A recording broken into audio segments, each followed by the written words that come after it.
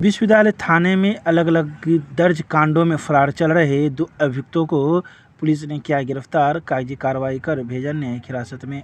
विश्वविद्यालय थाने में दर्ज अलग अलग कांड के मामले में फरार चल रहे 2 अभियुक्तों को गिरफ्तार कर लिया है।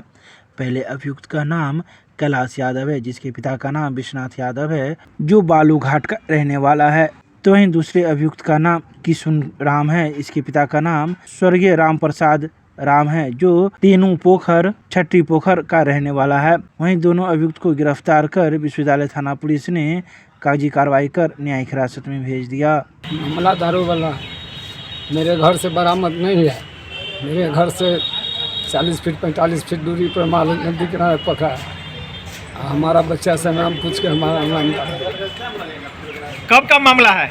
करीब 1 साल महीना 1.5 महीना के बाद। कौन मोहल्ला में रहते हैं आप? बालूघाट। क्या नाम है? कैलाश यादव। पिता का नाम स्वर्गीय विश्वनाथ यादव। क्या घर से जो है 1 किलोमीटर दूरी पर दारू पकड़ा है 3-4 बोरा। इसमें हम लोग का नाम डाल दिया। 3-4 साल पहले की बात है, हमको कोई जानकारी नहीं है। रातें में पकड़ के गया है 2 बजे रात में। कहाँ घर है? सुंदरपुर तेनूपुर के पास। तो मैंने आप कहते पुलिस वैसे ही पकड़ के ले आई? जो कड़ा के केस में नाम है दारू वाला। क्या नाम है तुम्हारा? कृष्ण कुमार राम। पिता का नाम? स्वर्गीय राम प्रसाद। घर? सुंदरपुर तेनूपुर। अपने पिता की गुमशुदगी को लेकर एक बेटे ने विश्वविद्यालय थाने में दिया आवेदन, पुलिस जांच में जुटी। सोमवार को विश्वविद्यालय थाने में बेलाशंकर मोहल्ले के रहने वाले नीतीश कुमार नामक एक लड़के ने अपने पिता की गुमशुदगी को लेकर थाने में आवेदन दिया है, जिसमें उन्होंने कहा कि मेरे मम्मी पापा के बीच में खाने पीने को लेकर झगड़े होते थे। मेरे पापा मजदूरी करते थे। 10 दिन पहले खाने पीने को लेकर झगड़ा हुआ था। उसके बाद गुस्से में पापा घर से निकल गए और वो अभी तक घर नहीं पहुंचे हैं। हमने कई रिश्तेदारों एवं कई जगहों पर खोजा, लेकिन वो नहीं मिले। आज हम विश्वविद्यालय थाने में पापा की गुमशुदगी को लेकर आवेदन देने आए हैं। तो वहीं पुलिस इस मामले की जांच में जुट गई है। आइए सुनाते हैं क्या कुछ कहता है आवेदनकर्ता। से गायब है। हम लोग को पता चला कि हम लोग को लगा कि रिश्तेदार यहाँ गए हैं, लेकिन कुछ पता करके देख लिया नहीं है। तब हम लोग को लगा कि हम थाने में आए, तो आज थाना में आए हैं, आवेदन दिए हैं। क्यों गायब हो गए, क्या हुआ था? हमारे मम्मी पापा में खाना को लेकर झगड़ा होता था। पापा शाम को घर से निकल गए, बोले आ रहे हैं, अभी तक नहीं आए। पापा क्या करते थे? मजदूरी करते हैं पापा। क्या करते हैं? लेबर में काम करते हैं। अपने रिलेटिव यहाँ पता लगाएं आप लोग? हाँ, सब जगह पूछ लिया। कितना दिन पहले गए? 10 दिन पहले। 10 दिन से गायब है। हाँ। कहाँ? बेलाशंकर। क्या नाम है पापा का? वैद्यनाथ साहब। उम्र कितना होगा? 37 साल। आप कौन है उसके? हम उनके बेटे हैं कुमार। हम यही बस करना चाहते हैं कि आपको जहाँ मिले हम विश्वविद्यालय थाना को सूचित कर दें। क्या नाम हुआ? नीतीश कुमार। ठीक। विश्वविद्यालय थाना पुलिस ने 3 युवकों को नशे की हालत में किया गिरफ्तार, कागजी कार्रवाई कर भेजा न्यायिक हिरासत में। सोमवार को विश्वविद्यालय थाना पुलिस ने नशे की हालत में गिरफ्तार 3 युवकों को कागजी कार्रवाई करते हुए न्यायिक हिरासत में भेज दिया। बता दें कि तीनों युवक बराती जा रहे थे। बराती जाने के क्रम में इन तीनों ने शराब पी रखी थी, जिसके बाद जांच क्रम में ये लोग नशे में पाए गए और तीनों को गिरफ्तार किया गया। वहीं गिरफ्तार व्यक्ति का नाम कन्हैया महतो, पिता स्वर्गीय शंभू महतो, मोहल्ला चुनाभट्टी का रहने वाला है। तो वहीं दूसरे व्यक्ति का नाम विवेक राम है, जिसके पिता का नाम शनिचर राम है, जो छपकी का रहने वाला है। इसके अलावा तीसरे व्यक्ति का नाम अभिषेक कुमार, पिता का नाम रविंद्र पासवान, जो मोहल्ला छपकी का रहने वाला है। दोनों व्यक्ति सदर थाना क्षेत्र के अंतर्गत आते हैं, जहां पुलिस ने कार्रवाई करते हुए तीनों को न्यायिक हिरासत में भेज दिया। बारात जा रहे थे। कहाँ से कहाँ बारात जा रहे थे? मब्बी पे बारात जा रहे थे, छक्की से मब्बी पे। तो क्यों पुलिस पकड़ ली? वहाँ पे रोक के बाद कॉल से पूछने लगी थी। शराब पिए थे, इसीलिए पुलिस पकड़ लिया है। तो जब कहाँ से मिला आपको? सर तारीफ की। क्या नाम है? तीनों आदमी बराती जा रहे थे। तीनों आदमी तारीफ पिए थे कि शराब पिए हुए थे? कहाँ घर? क्या नाम है? विवेक राम। कहाँ घर है? छपकी। काहे ले जा रही है पुलिस? सर शराब हल्का फुल्का पिए हुए थे, ऐसे कहा ले जा। तो कन्हैया महतो। पिता का नाम? स्वर्गीय शंभू महतो। घर? चुनाभट्टी। कहाँ पकड़ी है पुलिस? गाड़ी की हुई थी इसमें, कहाँ से पकड़ी है? झगड़ा क्या तो घर कहाँ हुआ? सबकी कदराबाद में क्या करने आए थे? बरियाती जा रहे मैंने बाराती जाने के क्रम में आप सभी को पकड़ लिया पुलिस। क्या कितना आदमी- नशा किए हुए थे? हाँ। नाम क्या हुआ? बिट्टू कुमार। कुश्ती संघ के अध्यक्ष व भाजपा सांसद यौन उत्पीड़क ब्रजभूषण शरण सिंह की गिरफ्तारी के लिए आयशा आरवाई एपवा ने निकाला प्रतिरोध मार्च। सोमवार को कुश्ती संघ के अध्यक्ष व भाजपा सांसद यौन उत्पीड़क ब्रजभूषण सिंह की गिरफ्तारी तथा उसकी संसद सदस्यता रद्द करने न्याय मांग रही महिला रेसलर्स पर पुलिसिया दमन के खिलाफ प्रधानमंत्री, गृह मंत्री, केंद्रीय खेल मंत्री अनुराग ठाकुर द्वारा ब्रजभूषण शरण सिंह को संरक्षण प्रदान करने के खिलाफ आयशा एपवा आरवाई ने राज्यव्यापी विरोध प्रदर्शन मार्च निकाला। प्रतिरोध मार्च पोलो मैदान क्लब के सामने से निकलकर लहरियासराय टावर तक गया। वहीं एपवा नेत्री शनिचरी देवी ने कहा कि आज देश के सामने भाजपा का स्त्री विरोध मनोवादी चेहरा खुलकर सामने आ गया है। दुनिया भर में देश का नाम रोशन करने वाली बेटियां न्याय के लिए दिल्ली के जंतर मंतर पर बैठी है और ये भाजपा सरकार पुलिसिया दमन करवाकर न्याय का गला घोट देना चाह रही है। न्याय के लिए लड़ाई दिल्ली के जंतर मंतर तक ही नहीं रुकेगी। बेटियों के न्याय के लिए हम पूरे देश को जंतर मंतर में तब्दील कर देंगे। इस मौके पर मौजूद कई नेताओं ने भी अपने अपने विचार प्रकट किए। देश में नारी को पूजा जाता है, आज नारी को न्याय नहीं मिल रहा है।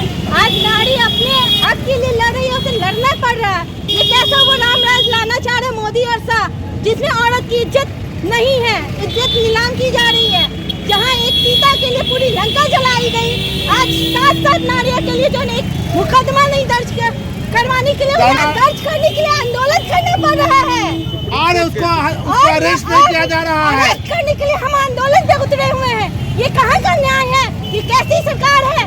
बेगुनाहों को जेल में भर रही है और गुनहगारों को जो है ना खुलेआम छूट दे रही है। जब जब भाजपाई सरकार के जो विधायक है, सांसद है, जब वो ऐसे कांड करते हैं तब तक भाजपाई लोग उन्हें शरण देते हैं। इससे पहले भी कुलदीप सेंगर के खिलाफ जो है जब ऐसे मामले आए तो भाजपा सरकार ने उनके लिए मार्च निकाला।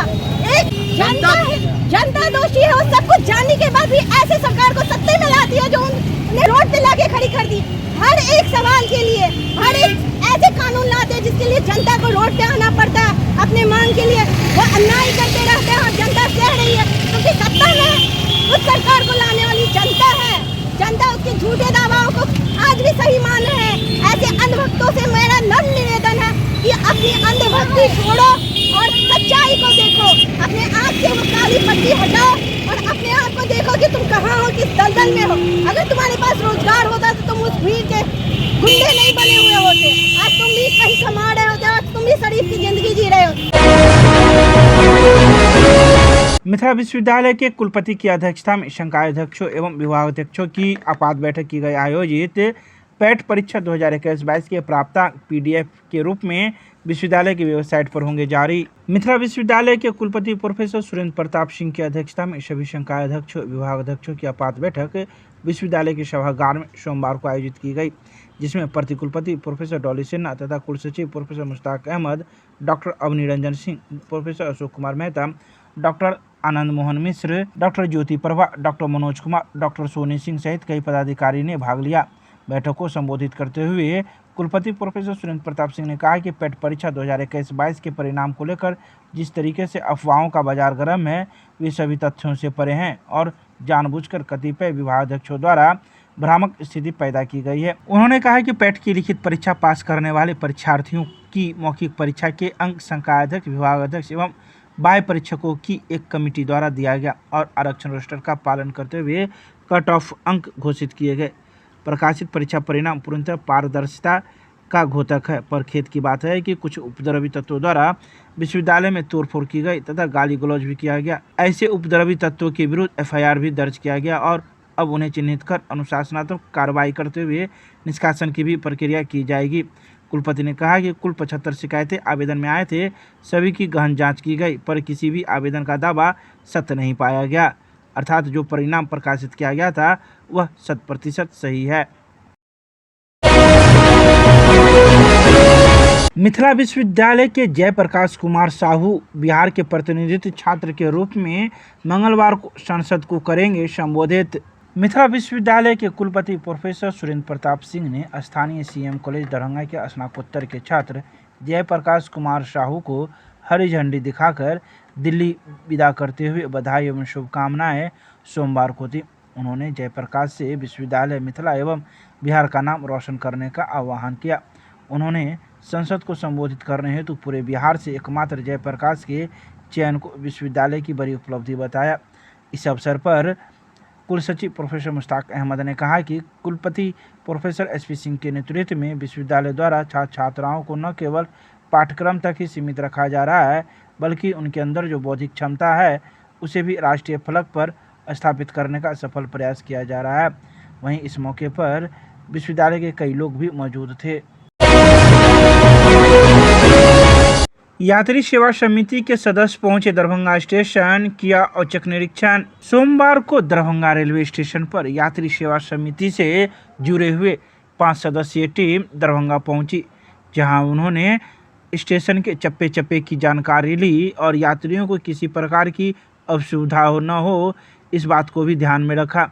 बता दें कि यात्री सेवा समिति के द्वारा प्रतिवर्ष बड़े बड़े स्टेशनों का निरीक्षण किया जाता है, जिसमें रेलवे के द्वारा दी जाने वाली यात्री सुविधा के संबंध में जानकारी प्राप्त की जाती है कि यात्रियों को किस प्रकार की सुविधा दी जा रही है और कहां कहां कमी है। वहीं साथ ही स्टेशन पर होने वाले हर कमी पर इन लोगों के द्वारा ध्यान आकृष्ट करवाया जाता है। तो वहीं निरीक्षण के दौरान दरभंगा रेलवे स्टेशन के स्टेशन अधीक्षक सहित स्टेशन डायरेक्टर एवं रेलवे के कई अधिकारी एवं पदाधिकारीगण मौजूद थे, जिन्होंने स्टेशन का औचक निरीक्षण करने में सहयोग दिया। मौलाना मजहरूल हक अरबी फारसी विश्वविद्यालय के कुलपति पहुंचे दरभंगा। मिथिला विश्वविद्यालय के कुलसचिव ने पाक चादर के साथ किया स्वागत। सोमवार को मौलाना मजहरूल हक अरबी फारसी विश्वविद्यालय के कुलपति प्रोफेसर मोहम्मद आलमगीर दरभंगा पहुंचे, जहां वे निःशुल्क कोचिंग केंद्र का औचक निरीक्षण किया और इसे अधिक क्रियाशील बनाने पर जोर दिया। इस दौरान मिथिला विश्वविद्यालय के कुलसचिव डॉक्टर मुश्ताक अहमद के द्वारा उन्हें पाक चादर के साथ सम्मानित किया। वहीं इस अवसर पर उन्होंने कहा कि बिहार सरकार पटना के अल्पसंख्यक विभाग एवं नोडल एजेंसी मौलाना मजहरूल हक अरबी फारसी विश्वविद्यालय के द्वारा स्थानीय सीएम कॉलेज में अल्पसंख्यक वर्ग के छात्र छात्राओं के लिए विभिन्न प्रतियोगिता परीक्षाओं की तैयारी हेतु निःशुल्क कोचिंग केंद्र चलाया जा रहा है।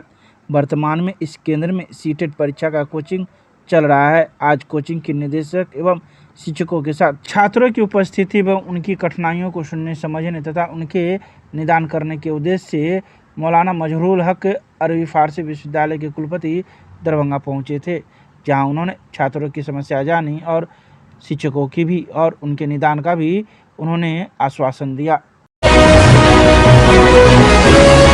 मिथिला विश्वविद्यालय के संगीत एवं नाट्य विभाग में गुरु रविंद्रनाथ जयंती उत्सव समारोह का किया गया आयोजन। सोमवार को मिथिला विश्वविद्यालय के संगीत एवं नाट्य विभाग में गुरु रविंद्रनाथ जयंती उत्सव समारोह का किया गया आयोजन। टैगोर एक महान कवि, लघु कथाकार, उपन्यासकार, नाटककार, निबंधकार, चित्रकार और संगीतकार थे।